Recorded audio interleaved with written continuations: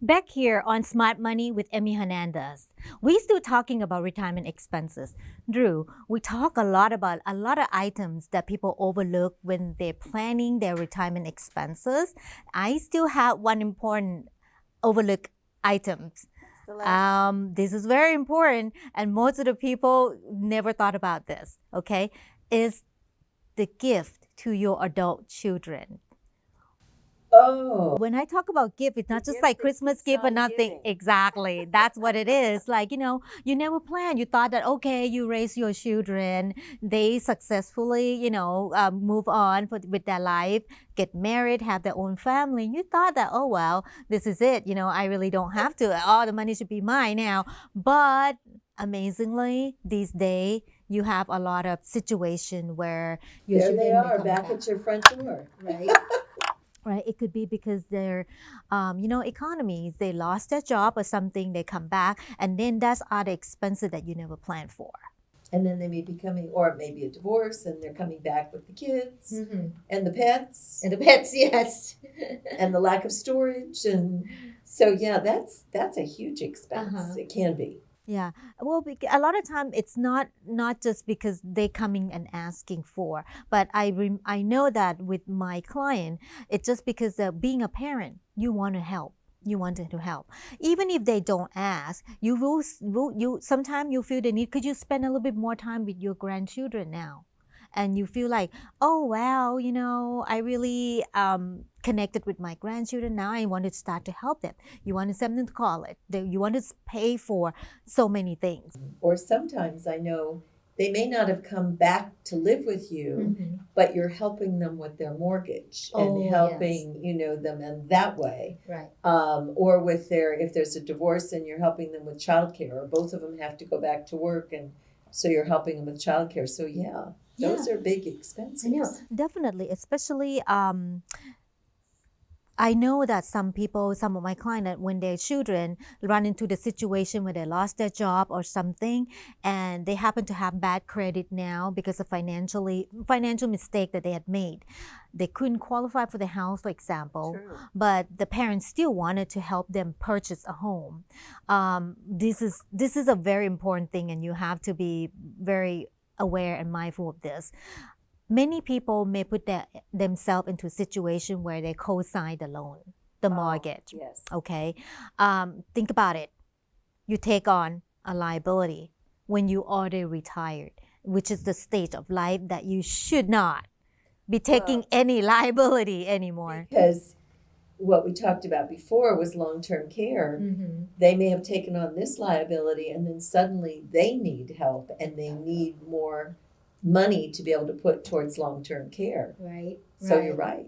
And then also that, and even if you don't need the long-term care, let's say you're pretty well set with your, financial situation, but you sign yourself up for that. What if your children are not able, exactly, default on the loan? Who are they coming after?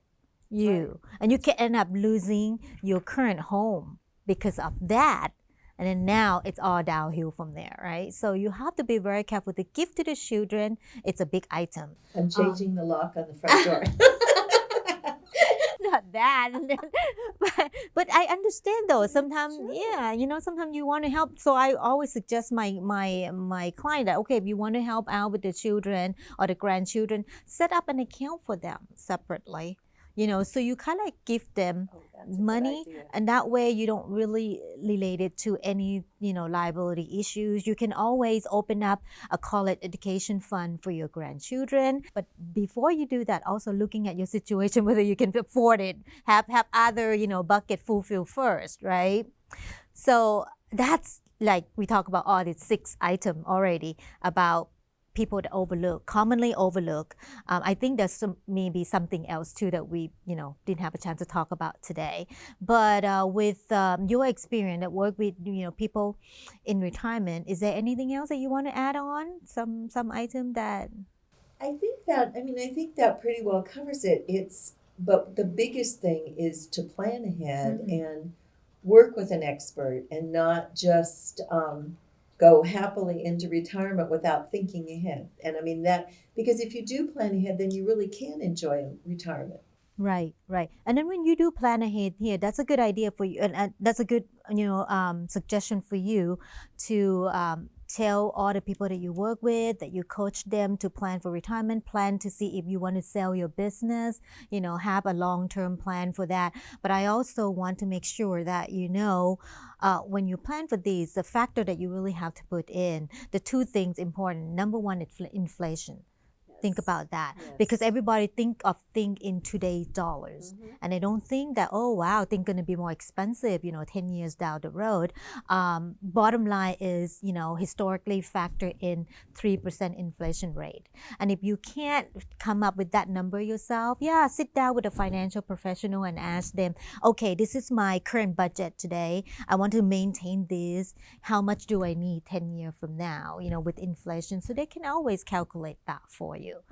Well, it's just because you need somebody outside, because you don't think of everything. And part of it's just because it's your life. And Right. so you're not, there's certain things that you wouldn't have thought about. And it's just, planning to me is so important. Yeah. And talk it over with somebody else. They may poke a hole in your Yes, plan, yes, right? Say here and exactly, there, exactly. and then you can see where the lead coming in.